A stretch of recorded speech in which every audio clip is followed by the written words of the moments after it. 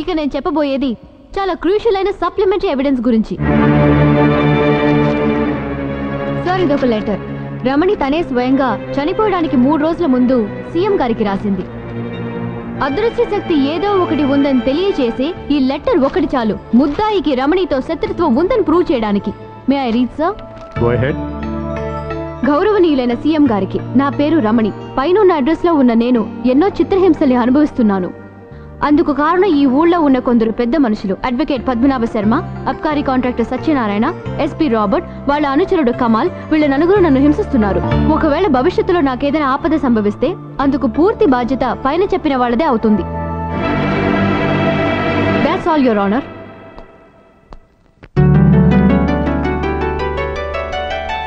Well done. Srimathi Valluri Ramani హత్య కేసులో charge sheet చేయబడిన ఈ 4 వ్యక్తులు నేరస్తులేనని కోర్టు నిస్సందేహంగా నమ్ముతోంది. 160 పేజీలు ఉన్న ఈ తీర్పులో కొన్ని ముఖ్యాంశాలు మాత్రమే చెప్పదలుచుకున్నాను. Your honour, I have a prayer. Yes.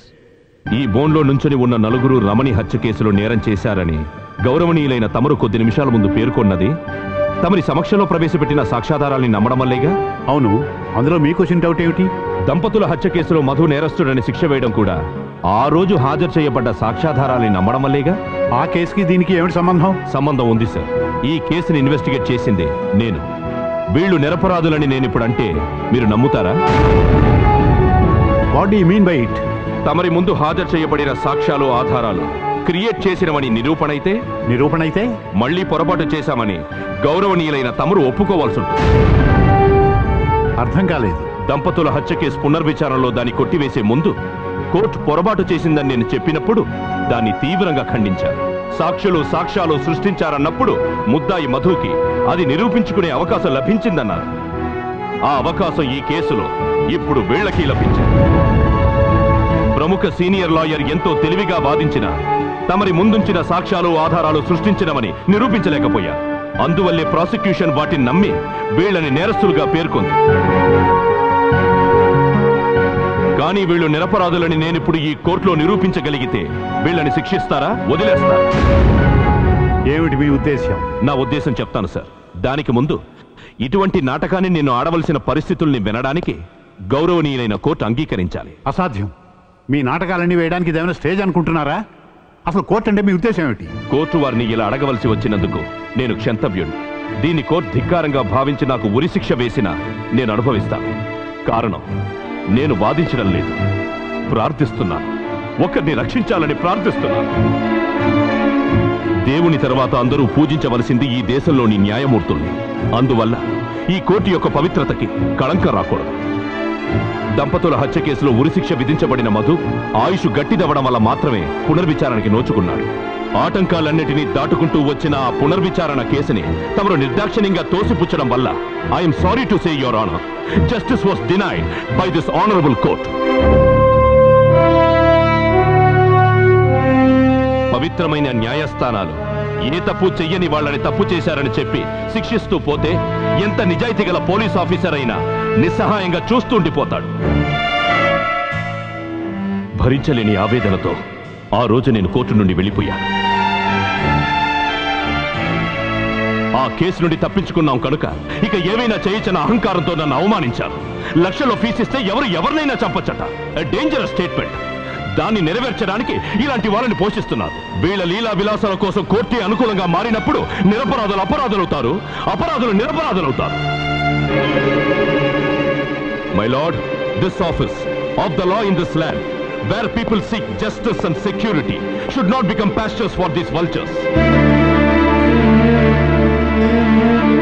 దాన్ని అడ్డుకోవడం కోర్టుల వల్ల కూడా కాకపోతే వీళ్లకంటే రాక్షసంగా ప్రవర్తించడానికి మరికొందరు తయారవుతారు.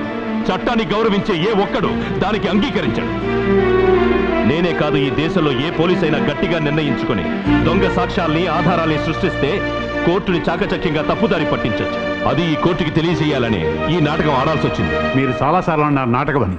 ఏమిటా నాటకం? ఎలాంటి నాటకం? ఈ రమణి హత్య కేసుకి దానికి ఏమిటి సంబంధం? సంబంధం ఉంది సార్.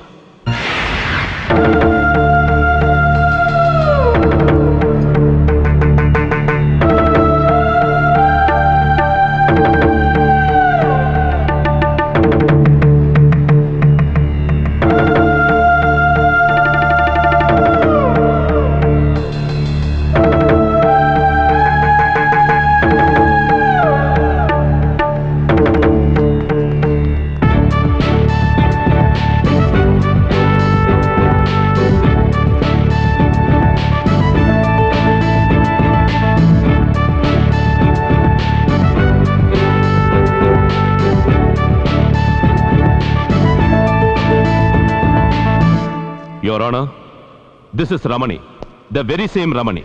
రమణి చావలేదు. She is very much alive.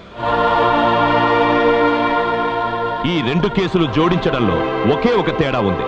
నేను ఈ రోజు ఆడింది ఒక నిరపరాధిని రక్షించడానికి ఆడిన నాటకం అయితే, ఆ రోజు వీళ్ళాడింది ఒక నిరపరాధిని అపరాధిగా మార్చి తాము తప్పించుకున్న రియాలిటీ.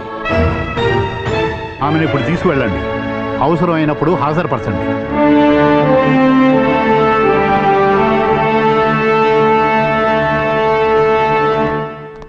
I'm సమింగ్ up. నేను ఊహించని విధంగా రమణి సీఎంకి రాసిన ఉత్తరం డీజీపీ నాకు ఫార్వర్డ్ చేశారు. తప్పించుకున్న ఈ 4 ముద్దాయిల్ని తిరిగి పట్టుకోవాలి. దాంతో పాటు ఆ రోజు పొరపాటు పడ్డ కోర్టును కూడా కన్విన్స్ చేస్తేనే మధు కేస్ పునర్విచారణకు వస్తుంది కనుక I master minded the plan. దాని పర్యవసానమే ఈ నాటకం. డాక్టర్ గిరి గారి సహాయంతో మెడికల్ కాలేజ్ నుండి రమణి శరీరానికి దగ్గరగా ఉన్న ఒక అనాథ శవాన్ని తీసుకున్నాం. కాల్చేసిన శరీరం ఎవరికీ డౌట్ రాకుండా ఐడెంటిఫై చెయ్యాలి. ఆ విషయం మాట్లాడుకుంటున్నప్పుడు రమణి గారే స్టీల్ నెయిలు తాయెత్తుల గురించి నాతో చెప్పారు. ఆ విధంగా ఆ రెండు ఆ శరీరంలోకి వచ్చాయి. రసవత్తరమైన ఈ నాటకంలో రమణి గారు, సాక్షులు, నా సహ ఉద్యోగులు వాళ్ళ రోల్స్ ని అద్భుతంగా పోషించారు. The rest is history. Your honour, నేను ఇలా నాటకం ఆడడంలో తప్పు లేదని చెప్పడం లేదు. కోర్టుని తప్పుదారి పట్టించడానికి ఆడిన ఈ నాటకం ఎట్టి పరిస్థితుల్లోనూ క్షమార్హం కాదని నాకు తెలుసు. దానికి నాకు ఏ శిక్ష విధించినా మనస్ఫూర్తిగా అనుభవిస్తాను. Let me conclude sir. బతికే ఉన్న వ్యక్తి హత్య చేయబడిందని కోర్టుని నమ్మించడం ఒక యావరేజ్ ఆఫీసర్ అయిన నాకే చేతనైతే, ఇటువంటి క్రిమినల్ లాయర్స్, రాబర్ట్ లాంటి పోలీస్ ఆఫీసర్లు ఒకటయ్యారంటే ఒకరు కాదు ఎందరో అమాయకులు అపరాధులుగా మార్చబడతారు. ఎందరో నేరస్తులకి క్షమాభిక్ష పెడుతున్న ఈ న్యాయస్థానాన్ని ఒక నిరపరాధిని రక్షించమని వేడుకుంటున్నాను. I plead justice sir.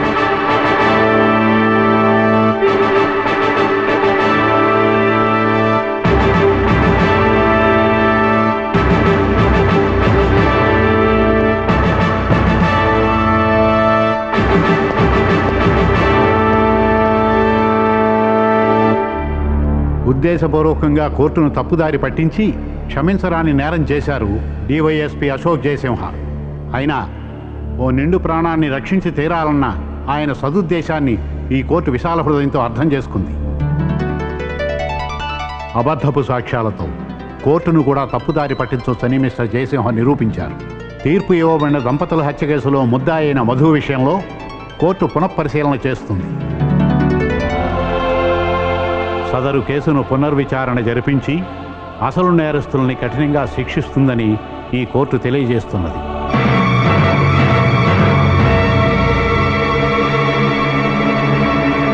ఆరు నెలల పాటు సాగిన రవికుమార్ దేవిల హత్య కేసు పునఃవిచారణ జరిగి అడ్వకేట్ శర్మని, సత్యనారాయణ్ని, ఎస్పీ రాబర్ట్ని, ముస్తఫా కమాల్ని దోషులుగా నిర్ణయించి వాళ్లకి యావజ్జీవ కారాగార శిక్ష విధిస్తూ మధుని నిర్దోషిగా విడుదల చేశారు. Mister Sharma, bad ambitions, bad performance and very poor results. ఇక నువ్వు ఓ అద్దాన్ని తీసుకొని ముఖానికి దగ్గరగా ఇలా పెట్టుకుని చెప్పుకోవాలి, నాది పాపిష్టి జన్మ అని. బుద్ధొచ్చిందనుకుంటాను. జైల్లోనైనా ప్రశాంతంగా ఉండు, లేదంటే కుక్క చావు చేస్తావు. చూడు, తాడినెక్కేవాడొకడుంటే వాడి తలదన్నేవాడు ఇంకొకడుంటాడు. దాన్నే విధి అంటారు. నీ పొగరిప్పుడు అణిగిందిగా.